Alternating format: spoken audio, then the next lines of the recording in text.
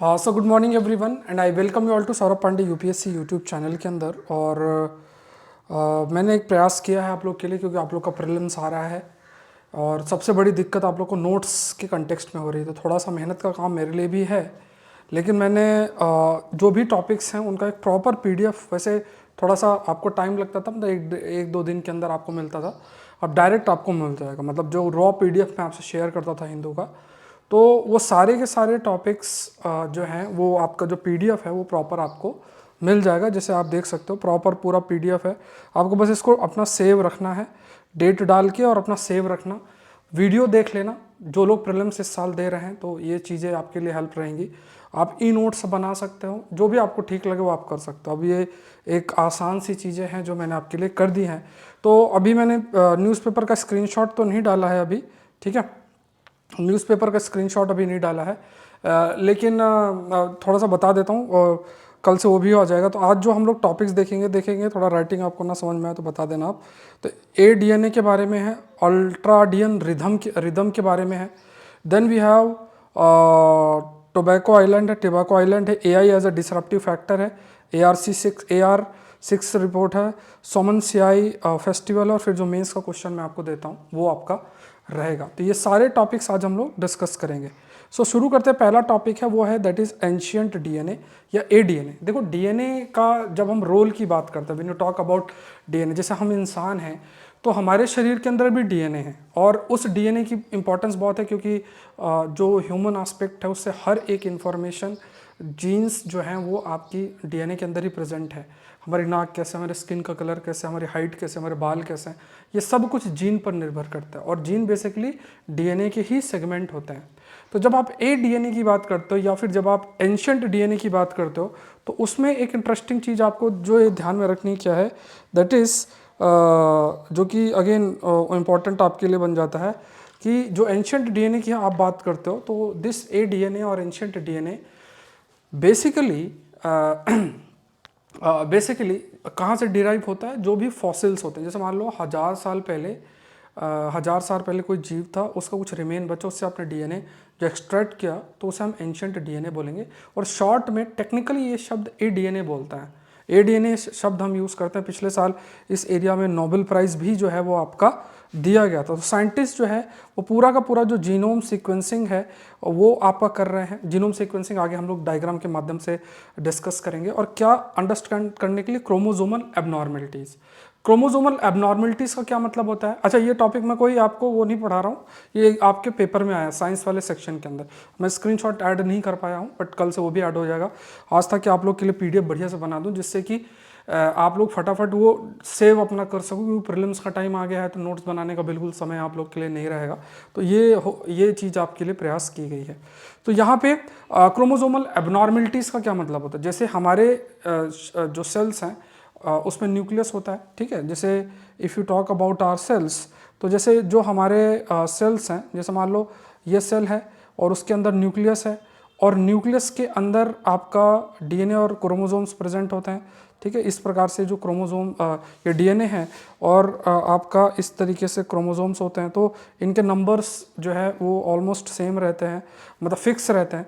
तो मान लो इनके स्ट्रक्चर में कोई बदलाव आ जाए, इनके जो स्ट्रक्चर है ना, इनका जो स्ट्रक्चर है उस स्ट्रक्चर में कोई चेंजेस आ जाए, ठीक है। जो स्ट्रक्चर है उस स्ट्रक्चर में if there is any changes related with its structure, तो है ना, अगर मान लो बदलाव आ जाए क्रोमोसोम्स के अंदर, तो that will result into chromosomal abnormalities. तो क्या पहले कुछ ऐसी एबनॉर्मलिटीज़ थी, उसकी जानकारी साइंटिस्ट जो हैं एडीएनए को लेके और जो भी आपका स्टडी करके उसके बेसिस में कंक्लूड उन्होंने किया है। उन्होंने जैसे मान लो पहले मतलब कुछ चीज़ों का इस्तेमाल करते थे टूल्स को रिपेयर करने के लिए, और कई जो माइक्रोब्स हैं पिच सैंपल से जो मतलब मिले हैं, तो उनके मतलब जो हेल्थ है, ओरल हेल्थ है, उसके बारे में जानकारी आपकी मिली है। तो अगर आपसे सपोज करो ये प्रश्न आता है कि आखिर एंशिएंट डीएनए या ए डीएनए का इंपॉर्टेंस क्या है, किस कंटेक्स्ट में ये इंपॉर्टेंट आपका बन जाता है, तो ये सब आपको ध्यान में रखना है। तो सो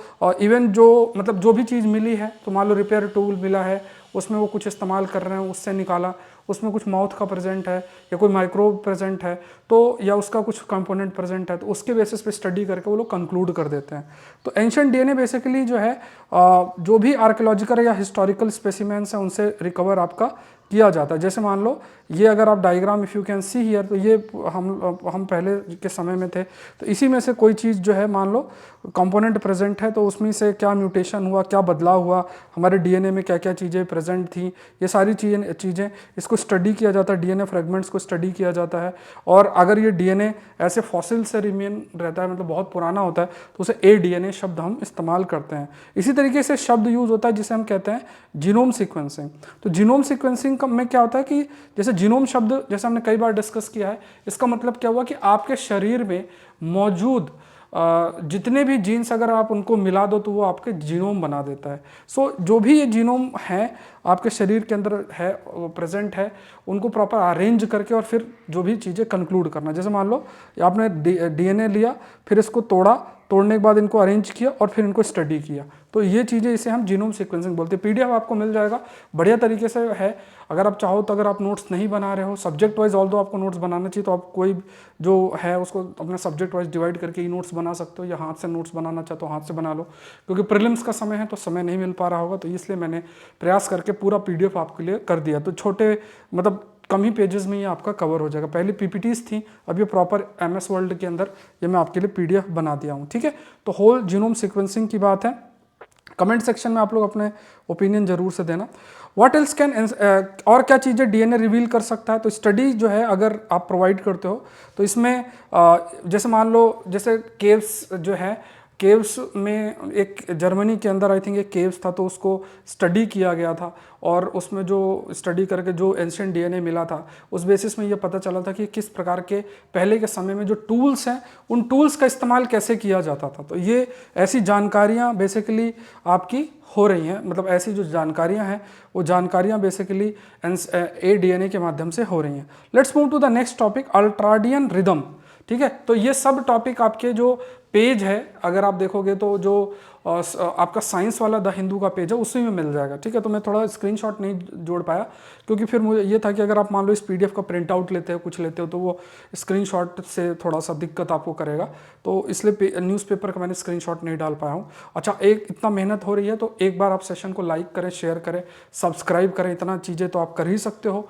और जो जानकारियाँ मैं आपको दे रहा हूँ, अभी इकोनॉमिक्स की क्लासेस भी आज से मैं पहला लेक्चर आपको रात को 8 बजे जो है पहला लेक्चर इकोनॉमिक्स का वो आपको मिल जाएगा। तो ये प्रयास मेरे द्वारा है कि इकोनॉमी के लेक्चर्स, इकोनॉमी के टॉपिक्स आपको मिल जाएं, पॉलिटी, स्पेक्ट्रम, ये सब चीज़ जीसी होंगे कवर हो जाएगा। अभी मेरे द्वारा प्रीलिम्स के लिए जो कोर्सेस आएंगे, साइंस एंड टेक्नोलॉजी, एग्रीकल्चर और इंटरनेशनल रिलेशन, ये 3 एरियाज़ पे कोर्सेस आएंगे। बाकी काफ़ी सारी चीज़ें आपकी यूट्यूब में अवेलेबल रहेंगी, ठीक है। ये चीज़ें ध्यान में रखना। करंट अफेयर का कोर्स ऑलरेडी है, मंडे टू फ्राइडे क्लासेस होती हैं और आज भी जो है वो वीडियो आपको अपलोडेड मिल जाएगा।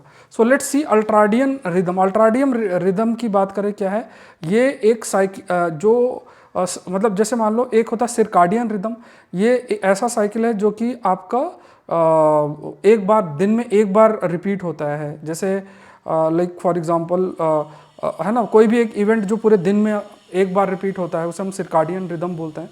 एक होता है इंफ्राडियन रिदम जो कि एक पीरियड ऑफ टाइम के लिए रिपीट होता है, जैसे मेंस्ट्रुअल साइकिल होती है।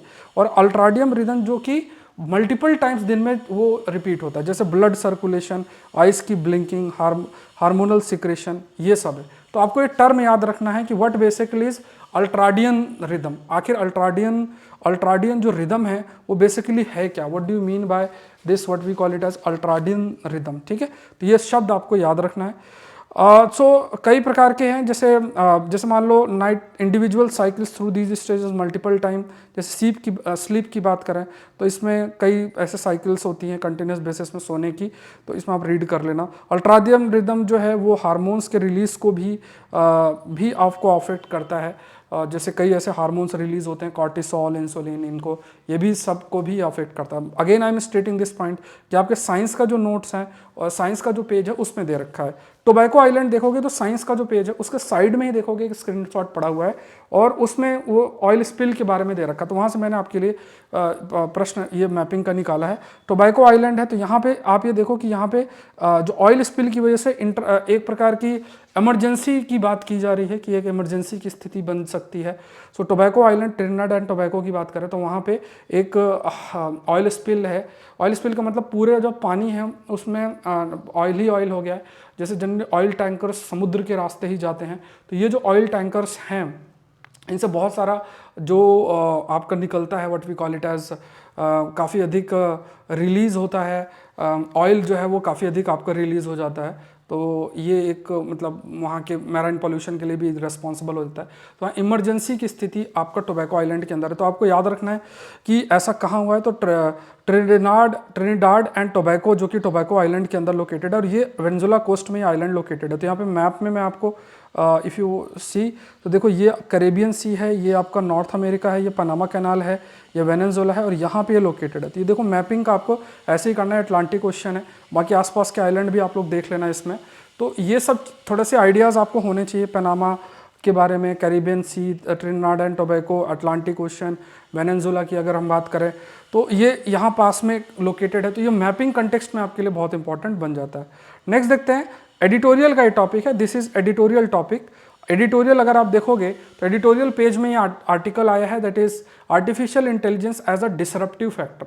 ठीक है, artificial intelligence as a disruptive factor. अच्छा, एक चीज़ और भी बता देता हूँ, मैंने जो एक सीरीज़ आपके लिए स्टार्ट की है, तो लाइव सेक्शन 10:30 बजे रात को हम लोग लाइव डिस्कशन करेंगे, बातें करेंगे। आपकी कोई क्वेरीज है तो वो आप पूछ सकते हो, और आज 10:30 बजे रात को वो चीज़ शेड्यूल्ड है, तो आप लोग प्लीज़ उसको गो थ्रू हो जाना, लाइव आप लोग आ सकते हो। ठीक है, जो भी क्वेरीज हैं, ठीक है, जो भी मेरी तरफ से जानकारी है वो मैं आपको दे ही दूंगा, लेकिन आपकी भी क्वेरीज हैं। जैसे पिछली बार हमने जो थीम ली थी वो 100 डेज प्लान की ली थी, और उसमें मैंने आपको कुछ साइंटिफिक तरीके बताए थे कि आपको अपने 100 डेज प्लान किस तरीके से प्रिपेयर करने हैं। ना कि ऐसे नहीं कि 1 घंटा 2 घंटा ये पढ़ो, सुबह उठ के ब्रश करना है, इस टाइप की चीज़ें, वो आपको 100 डेज प्लान में नहीं आता है। क्या साइंटिफिक तरीका है जिससे आप अपना इंडिविजुअल लेवल पे प्लान डेवलप करके प्रोसीड करना है, किस समय को कितना समय, किस सब्जेक्ट को कितना समय देना है, उसका भी मैंने आपको साइंटिफिक तरीका बताया था। तो हम लोग का इंटरेक्शन बहुत अच्छा अल्टीमेट हुआ था पिछला वाला। आज भी 10:30 बजे हम लोग इंटरेक्ट करेंगे। तो एक ये इंटरेक्शन सीरीज़ है, थोड़ा सा आप लोग आओ, 30-35 मिनट्स में जो भी आपकी क्वेरीज हैं वो मैं चाहूँगा कि दूर हो उससे। और आज की थीम हम लोग देखेंगे कि ज्योग्राफी और एनवायरनमेंट को किस तरीके से कवर किया जाए। तो ज्योग्राफी एनवायरनमेंट एक अच्छे ऐसा एरिया है, तो उसमें आइडिया होना चाहिए अच्छा क्या किताब पढ़नी है, अभी क्या समय है, तो कैसे देखना है। तो ऐसे थीम बेस्ड स्टडी हम लोग करते रहेंगे, कभी ऑप्शनल पे डिस्कशन, कभी किसी चीज़ में, तो आप अपना जो है हिस्सा बनने और अपनी जो भी क्वेरीज है वो आप उसमें पूछ सकते हैं। ठीक है, तो ये एक प्रयास आपके लिए किया जा रहा है। चलो एआई की बात करें, आर्टिफिशियल इंटेलिजेंस। अब देखो यहाँ पे देखो पहले अगर आप देखो तो जैसे मान लो कोई किसी काम को करता है, मान लो कोई अच्छा कोई लेक्चर ले रहा है, अब उससे भी अच्छा एआई कर दे, तो आप वो देखो ना, कोई ह्यूमन रिसोर्स या उसका इंसान का जो एक मेरिट है वो सारी की सारी चीज़ें आपका आर्टिफिशियल इंटेलिजेंस के द्वारा किया जाता है। जैसे एक एग्जांपल दिया गया, जैसे रेडियोलॉजिस्ट हैं, होता है ना, डॉक्टर अच्छी मतलब पढ़ाई करते हैं, सालों साल मेहनत करते हैं, फिर वो डॉक्टर बनते हैं। अब वो जो रेडियोलॉजिस्ट हैं, उन मान लो स्टडी कर रहे हैं और उन्होंने एक कैंसर को प्रेडिक्ट किया, उस कैंसर को कई सारा डेटा स्टडी करके वो कह सकते हैं कि हाँ इस पर्सन को कैंसर हो सकता है। जो वो प्रिडिक्शन रेडियोलॉजिस्ट कर सकते हैं, एआई जो है वो 3 साल पहले ही प्रिडिक्ट कर सकता है। तो एआई को मैच नहीं कर सकता ह्यूमन एस्पेक्ट। तो ये एक बड़ा चैलेंजिंग टास्क है। क्या मेरिटोक्रेसी जो है, मेरिट है, उसको रिप्लेस आर्टिफिशियल इंटेलिजेंस कर देगा? जो कोई कहे मतलब मेरिट की कोई इंपॉर्टेंस ही नहीं है, क्योंकि एआई से सिस्टम ऐसा डेवलप होगा कि आपको खाली क्लिक करना है और चीज़ें अपने आप ही हो जाएंगी, तो फिर मेरिट की कोई इंपॉर्टेंस ही नहीं रहेगी। तो ये एक अच्छा आर्गूमेंट है। आर्टिफिशियल इंटेलिजेंस पे मान लो निबंध लिखने को आता है, आर्टिफिशियल इंटेलिजेंस पे अगर कुछ लिखने को आता है, तो ये थोड़ा अच्छा पॉइंट आ जाता है। पहला, एआई जो है ये क्वेश्चन करता था बेसिस ऑफ ह्यूमन मेरिट का बेसिस, लाइक ऐसे कई टास्क है जो लाइक मेकिंग डिसीजन या फिर even creating at levels that surpass human ability. तो जैसे ऐसी चीज़ें जो हमें कहते हैं कि इंसान ही कर सकता, मान लो डिसीजन मेकिंग से रिलेटेड, इवन ऐसे लेवल पे डिसीजन मेकिंग एआई के माध्यम से किया जा सकता है, डेटा को कंपाइल करके, जो कि नहीं मतलब जनरली नहीं हो सकता है, इंसान के द्वारा भी नहीं हो सकता। फिर यहाँ पे जो ट्रेडिशनल नोशन है इंडिविजुअल मेरिट का, तो वो डिसरप्ट आपका होगा कि यार ये बहुत मतलब हो सकता है ना कि मेरिट है। अब जैसे मान लो सॉरी सुप्रीम कोर्ट के जजेस हैं, वो क्या होता है, आपने आर्गूमेंट दिया, मैंने आर्गूमेंट दिया, उस डेटा को एनालाइज करेंगे संविधान के एंगल से और वो फिर कंक्लूड कर देंगे। ये काम एआई कर देगा। तो फिर क्या होगा, और डिसीजन मेकिंग, जैसे हमें कहते हैं कि आईएएस ऑफिसर्स हैं या जो ब्यूरोक्रेट्स होते हैं, उनका एक बड़ा इंपॉर्टेंट रोल होता है, वो है पब्लिक पॉलिसी मेकिंग। तो वो भी डेटा और इन सब पर बेस्ड होता है। तो डेटा वोटा लेके वो सारा कर देंगे। फिर आईएएस और उनकी क्या जरूरत पड़ेगी, इंप्लीमेंटेशन कंटेक्स्ट में ऑल्दो पड़ेगी, तो उसको फिर स्पेशलिस्ट के माध्यम से कर लिया जाएगा। तो ये सभी तो चैलेंज आएंगे, ठीक है, इस चीज़ को भी समझना। फिर उसके बाद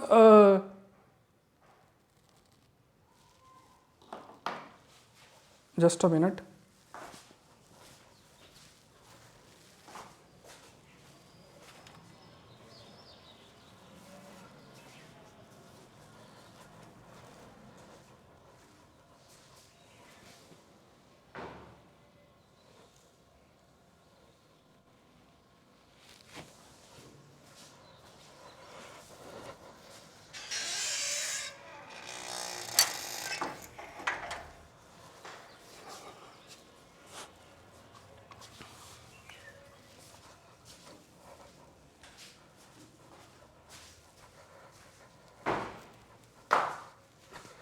then you have like data, ये भी एक बड़ी बात है।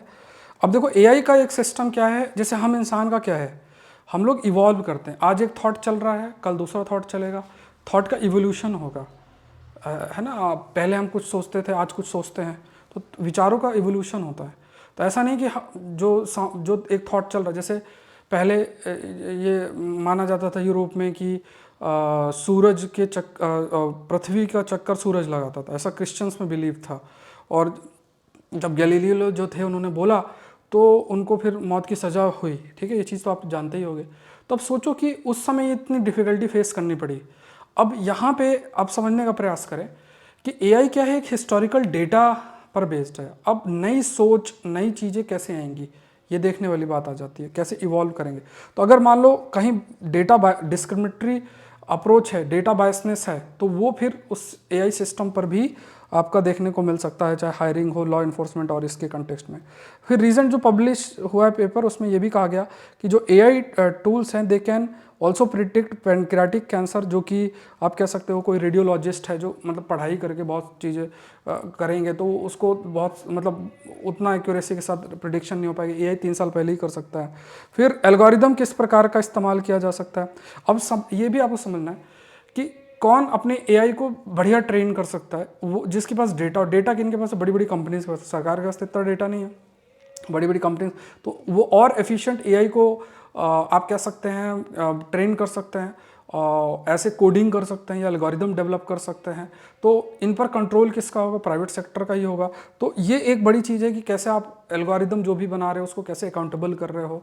डिस्क्रिमिनेटरी अप्रोच अगर डेटा बायसनेस की वजह से है तो उसको कैसे आप हैंडल कर रहे हो। तो ये चीज़ें भी आगे चैलेंजिंग आएगी। नेक्स्ट देखते हैं AR6 IPCC, ये जो एनुअल रिपोर्ट है जो IPCC इंटरनेशनल पैनल जो है क्लाइमेट चेंज का, तो इसकी 3 रिपोर्ट्स हैं of 6th assessment cycle AR6, ये पब्लिश हुई थी 2021-22 के अंदर, ठीक है। तो एनवायरनमेंट का टॉपिक है। इसमें ये जो डॉक्यूमेंट है ये एग्जामिन करता है कि जैसे मान लो देखो अभी बार बार इस चीज़ को फोकस कर रहा है कि हमें जो प्री इंडस्ट्रियल लेवल है उससे 1.5 डिग्री सेल्सियस से ज़्यादा टेम्परेचर ऑन एन एवरेज नहीं बढ़ना चाहिए। तो अभी कहा गया कि जो अमाउंट ऑफ CO2 रिलीज होना चाहिए वो मतलब जैसे मान लो सर्टेन टन ऑफ CO2 ही रिलीज होना चाहिए, वो उसके बहुत हम क्लोज पहुंच चुके हैं, उससे ज़्यादा हम रिलीज़ कर रहे हैं। तो 1.5 डिग्री सेल्सियस का जो हम टारगेट लेकर चल रहे हैं कि इससे ज़्यादा अर्थ का टेम्परेचर नहीं इंक्रीज़ होना चाहिए, तो वो टारगेट बहुत मुश्किल हो रहा है कि हम उसको मीट कर पाएँ। तो ये फैक्ट याद रखना। दूसरी चीज़ याद रखना है कि ये जो एक क्वेश्चन आप बताओ कि हॉट हाउस अर्थ का कंसेप्ट क्या है, आर्टिक ब्लू ओशन इवेंट क्या होते हैं। अब एक ये देखना है, ये चीज़ें कही जा रही है कि अगर आप अभी मान लो अभी आप हमें कहते हैं कि चलो अडाप्ट कर लेंगे, मान लो क्लाइमेट चेंज होगा तो हम अडाप्ट कर लेंगे, बट कहा गया कि अडाप्टेशन की कैपेसिटी जो है ना उस पर भी रिडक्शन आ जाएगा, क्योंकि एक्सट्रीमनेस जो है क्लाइमेट चेंज कितनी अधिक बढ़ जाएगी कि आप चीज़ों को अडाप्ट ही नहीं कर पाओगे। तो ये एक बड़ी दिक्कत हो जाएगी। 6th असेसमेंट रिपोर्ट है कि ये जो टेम्परेचर है वो और तेज़ी से बढ़ सकता है, मतलब ये जो अडाप्टेशन लिमिट है उसको हम बहुत तेज़ी से क्रॉस कर रहे हैं। फिर ये भी कहा आपका कहा गया कि जो वर्ल्ड का प्रोग्रेस है जिसके तहत ये गोल्स अचीव करना है, तो वो भी हम उतना रीच नहीं कर पा रहे हैं। ऑल्दो ये जो ग्लोबल स्टॉक टेक है हर 5 साल में इसको सामने लेकर आया जा रहा है। अभी एनुअल रिपोर्ट 7 आपकी 2026 और उस सब में आने वाली है। अब ग्लोबल स्टॉक टेक का मतलब क्या है, इसमें ये रखा जाता है कि जैसे क्या प्रोग्रेस हुआ है। जैसे मान लो इंडिया ने सर्टेन टारगेट रखा तो कितना ग्रीन हाउस गैस का एमिशन हुआ, तो वो जो पूरा का पूरा एक आप कह सकते हो कि डेटा है उसे हम ग्लोबल स्टॉक टेक बोलते हैं, जो कि हर 5 साल में आता है। और ये जो ग्लोबल स्टॉक टेक है ये बेसिकली कितना गैप है ना, ये सारी चीज़ें क्या क्या एक्शंस लिए गए हैं, क्या क्या अचीवमेंट्स हैं, ये सब चीज़ें देखी जाती है। पहली बार ये 2022 के अंदर आया था और एंड किया गया था 28th session conference of parties का जो 2023 के अंदर हुआ था। कमेंट सेक्शन में बताओ कहाँ पे हुआ था ये। फिर उसके बाद पहला जो ग्लोबल स्टॉक टेक्स्ट है वो एग्रीड किया गया था, COP28 में एग्री किया गया था दुबई में। ये फैक्ट याद रखना, प्रीलिम से रिलेटेड है। फिर इसमें ये कहा गया कि फिर इसको और सामने मतलब और लेवल पे लेकर आ जाए। फिर सेकंड जो है उसको 2028 में आने को है। और जो मेंबर कंट्रीज़ हैं have requested the IPCC to publish its AR7 assessment report. तो यहाँ पे कहा गया जैसे मान लो एक तरफ जो ग्लोबल स्टॉक टेक है वो मेज़र करता है कि अच्छा क्या कलेक्टिव एक्शंस हुए, कितना ग्रीन हाउस गैस का एमिशन हुआ, ये सारी चीज़ें। और ये कहा गया, देश भी कहते हैं कि आप जो एनुअल रिपोर्ट 7 है पहले आप उसको पब्लिश करो और उसके बाद ही जो ग्लोबल स्टॉक टेक जो सेकेंड साइकिल है उसको आपको पब्लिश करना है, ठीक है। तो ये फैक्ट आपको पहली चीज़ तो ये कब आया, ग्लोबल स्टॉक टेक क्या होता है, कब पहला पब्लिश हुआ, सेकंड कब पब्लिश हुआ, एनुअल रिपोर्ट 7 जो है वो कब आ रही है, तो ये सब फैक्ट्स आपको याद रखना है, ठीक है। नेक्स्ट देखते हैं सोमेन साई क्या है। सोमेन साई ये एक फेस्टिवल, स्ट्रेंज फेस्टिवल है जिसमें जो लड़के होते हैं वो अपने मतलब कपड़े उतार लेते हैं, है ना, और वो पता नहीं क्या लकड़ी है उससे चिपकते हैं, फिर उसके बाद ये नहाते हैं। इस टाइप का जापान का ये ट्रेडिशनल, एक कल्चरल ट्रेडिशनल एस्पेक्ट है। सो ये एक फेस्टिवल है। यहाँ पे कोकुशेकी जी टेम्पल है इन ओशु, ये आपका है, ठीक है। तो ये बस आपको याद रखना है कि सोमेन सियाई बेसिकली क्या है। सोमेन सियाई रिसेंटली आपके न्यूज़ में था, तो ये क्या है, ठीक है।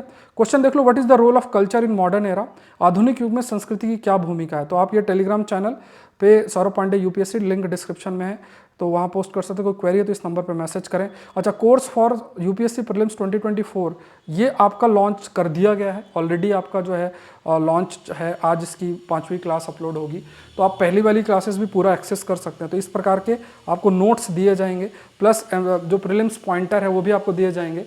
कुछ पॉइंटर्स की मैंने एक नोट्स आपको शेयर भी किया है, वो आप लोग गो थ्रू हो जाएं। तो ये 2 साल का पूरा कंटेंट इसमें कवर होगा।